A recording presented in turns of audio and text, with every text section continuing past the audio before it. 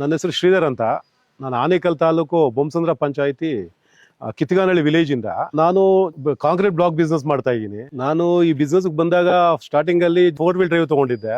ನನಗೆ ರೀಸೆಂಟ್ ಆಗಿ PR launch vehicle ಆದ್ಮೇಲೆ ನನಗೆ ತುಂಬಾ ಅಡ್ವೈಸ್ ಮಾಡಿದ್ದೇನು ಅಂದ್ರೆ ತುಂಬಾ ಚೆನ್ನಾಗಿದೆ ಪರ್ಫಾರ್ಮೆನ್ಸ್ ವೈಸ್ ಚೆಕ್ ಮಾಡಿ ಅಂದ್ರು. ನಾನು ಟ್ರಯಲ್ ಮಾಡಿದೆ, ಗಾಡಿ ತಗೊಂಡು ಒಂದ್ಸಲಿ ಶೋರೂಮ್ ಹೋಗಿ ಟ್ರಯಲ್ ಮಾಡಿ ಮತ್ತೆ ನೋಡಿದೆ. PR ಟೆಕ್ನಾಲಜಿ ಅಂದ್ರೆ ಎಲೆಕ್ಟ್ರೋ ಹೈಡ್ರಾಲಿಕ್ ಕ್ಲಚ್ ಅಂತ ಕೊಟ್ಟಿದ್ದಾರೆ.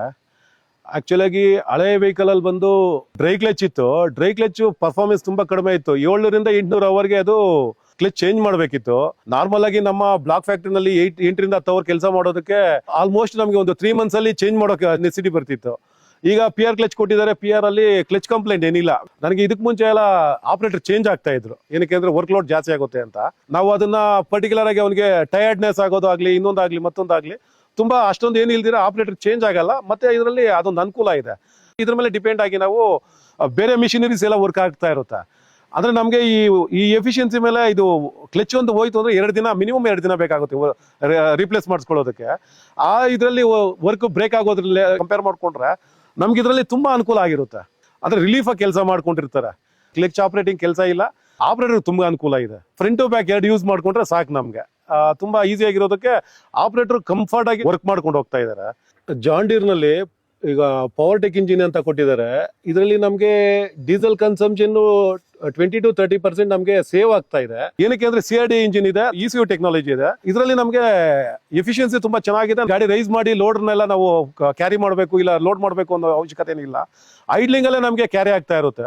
ಸೊ ನಮ್ಗೆ ಅದರಿಂದ 20 to 30% ಡೀಸೆಲ್ ಸೇವ್ ಆಗೋದು ಅಲ್ಲದೆ ನಮ್ಗೆ ಇದರಲ್ಲಿ ಒಂದು 500 ಅವರ್ಸ್ ಒಂದ್ಸರಿಗೆ ಸರ್ವಿಸ್ ಹೇಳಿದ್ದಾರೆ.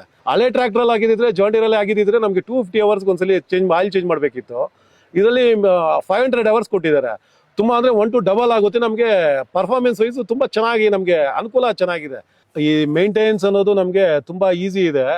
ನನಗೆ ಈ ವೆಹಿಕಲ್ ಬಂದ್ಮೇಲೆ ನಾನು ಈ ಆಪರೇಟರ್ ಚೇಂಜ್ ಆಗ್ತಾರೆ ಅನ್ನೋ ಯೋಚನೆ ಇಲ್ಲ. ಮುಕ್ಕಾಲ್ ಭಾಗ ಇದರಲ್ಲಿ ಸರ್ವಿಸ್ ಮತ್ತೆ ಇದೊಂದು ಟೆನ್ಷನ್ ಇಲ್ಲ ನನಗೆ. ವರ್ಷಕ್ಕೆ ಒಂದು 70 ರಿಂದ 80 ಸಾವಿರ ಖರ್ಚು ಬರ್ತಾ ಇರುತ್ತೆ. ಒಂದು 3 ಕ್ಲಚ್ ಆದ್ರೂ ಚೇಂಜ್ ಮಾಡ್ಲೇಬೇಕು ವರ್ಷಕ್ಕೆ. 5 ವರ್ಷಕ್ಕೆ ಅಂದ್ರೆ ನಮ್ಗೆ ನಿಯರ್ಲಿ ಒಂದು 3.5 ರಿಂದ 4 ಲಕ್ಷದವರೆಗೂ ಎಫಿಷಿಯನ್ಸಿ ಬರುತ್ತೆ. PR ವೆಹಿಕಲ್ ಬಂದ್ಮೇಲೆ ಅಂತೂ ನನಗೆ ತುಂಬಾ ಅನುಕೂಲ ಇದೆ. ತುಂಬಾ ಸಫಿಶಿಯಂಟ್ ಆಗಿ ನನ್ನ ಕೆಲಸ ಆಗ್ತಾ ಇದೆ. ಡೈಲಿ ನಾನು ಅವರೇಜ್ ಆಗಿ ಒಂದು 7,000 ದಿಂದ 8,000 ಬ್ಲಾಕ್ ಪ್ರೊಡಕ್ಷನ್ ಮಾಡ್ತೀನಿ. ಇವರೊಬ್ರು ಸಫಿಶಿಯಂಟ್ ಆಗಿ ಕೆಲಸ ಮಾಡ್ಕೊಡ್ತಾ ಇರೋದಕ್ಕೆ ತುಂಬಾ ಅನುಕೂಲವಾಗಿ ತುಂಬಾ ಕೆಲಸ ಚೆನ್ನಾಗಿ ಆಗ್ತಾ ಇರುತ್ತೆ. ಏನ್ ರಿಸ್ಕ್ ಏನಿಲ್ಲ, ತುಂಬಾ ರಿಲೀಫ್ ಆಗಿದ್ದೀನಿ ಸರ್. ನಾನು ಜಾನ್ ಡೀರ್ ತಗೊಬೇಕಾದ್ರೆ ಇದು ಮರ್ಕ್ಯೂರಿ ಶೋರೂಮ್ ಅಲ್ಲಿ ಬೆಂಗಳೂರಲ್ಲಿ ತಗೊಂಡಿದ್ದು. ಅಂದ್ರೆ ಇವರು ಆನ್ ಟೈಮ್ ಡೆಲಿವರಿ ಕೊಡ್ತಾರೆ ಅಂತ ತೊಂದರೆ ಏನಿಲ್ಲ. ಮತ್ತೆ ಸರ್ವಿಸ್ ರೆಸ್ಪಾನ್ಸ್ ತುಂಬಾ ಚೆನ್ನಾಗಿದೆ. ಪ್ರತಿ ಸಾರಿ ನಮಗೆ ಸರ್ವಿಸ್ ಅಲರ್ಟ್ ಕೊಡ್ತಾರೆ. 500 ಅವರ್ಸ್ ಮುಂಚೆನೆ ಒಂದ್ಸಲಿ ಫೀಡ್ಬ್ಯಾಕ್ ಕೇಳ್ಕೊಳ್ತಿರ್ತಾರೆ. ಮತ್ತೆ ಸ್ಪೇರ್ಸ್ಗೂ ಅಷ್ಟೇ, ಸ್ಪೇರ್ಸು ತುಂಬಾ ಚೆನ್ನಾಗಿ ಏನಿಲ್ಲ ಇನ್ಫಾರ್ಮ್ ಮಾಡೋ ಅಷ್ಟೊತ್ತಿಗೆ ಕಳಿಸ್ಕೊಡ್ತಾರೆ. ಇಲ್ಲ ಶೋರೂಮ್ ಹೋದ್ರು ಚೆನ್ನಾಗಿ ಅವೈಲಬಲ್ ಇರುತ್ತೆ. ಮತ್ತೆ ಇನ್ನೊಂದು ಇವ್ರ ಸರ್ವಿಸ್ಗೂ ಅಷ್ಟೇ ಇನ್ಫಾರ್ಮ್ ಮಾಡಿದ ತಕ್ಷಣ ಸೇಮ್ ಡೇ ಬರ್ತಾರೆ. ಮೈನರ್ ಪ್ರಾಬ್ಲಮ್ಸ್ ಆದ್ರೆ, ಇನ್ ಕೇಸ್ ಡಿಲೇ ಆಯ್ತು ಅಂದ್ರೆ ಸ್ವಲ್ಪ ಮೇಜರ್ ಇದ್ರೆ ಅಂದ್ರೆ ನೆಕ್ಸ್ಟ್ ಡೇ ಬಂದು ನಮ್ಗೆ ಸರ್ವಿಸ್ ಮಾಡ್ಕೊಡ್ತಾರೆ. ಮತ್ತೆ ಶೋರೂಮ್ ಕಡೆಯಿಂದನೂ ಮರ್ಕ್ಯೂರಿ ಅವ್ರ ಕಡೆಯಿಂದನೂ ತುಂಬಾ ಚೆನ್ನಾಗಿದೆ, ರೆಸ್ಪಾನ್ಸ್ ಚೆನ್ನಾಗಿದೆ. ಕಮ್ಯುನಿಕೇಟ್ ಚೆನ್ನಾಗಿ ಮಾಡಿ ನಮ್ಗೆ ಅಡ್ವೈಸ್ ಮಾಡ್ತಾರೆ. ಅದ್ರಲ್ಲಿ ಏನು ತೊಂದರೆ ಏನಿಲ್ಲ, ಚೆನ್ನಾಗಿದೆ. ಸ್ಪೇರ್ಸ್ ವೈಸ್ ಅಂತೂ ತುಂಬಾ ಚೆನ್ನಾಗಿ ಸಪೋರ್ಟ್ ಮಾಡ್ತಾರೆ ನಮ್ಗೆ. ನಾವು ಜಾನ್ ಡೀರ್ ಟ್ರ್ಯಾಕ್ಟರ್ ತಗೊಂಡಿರೋದು ಜಿಂದಗಿ ಕಾ ಬೆಸ್ಟ್ ಡಿಸಿಷನ್.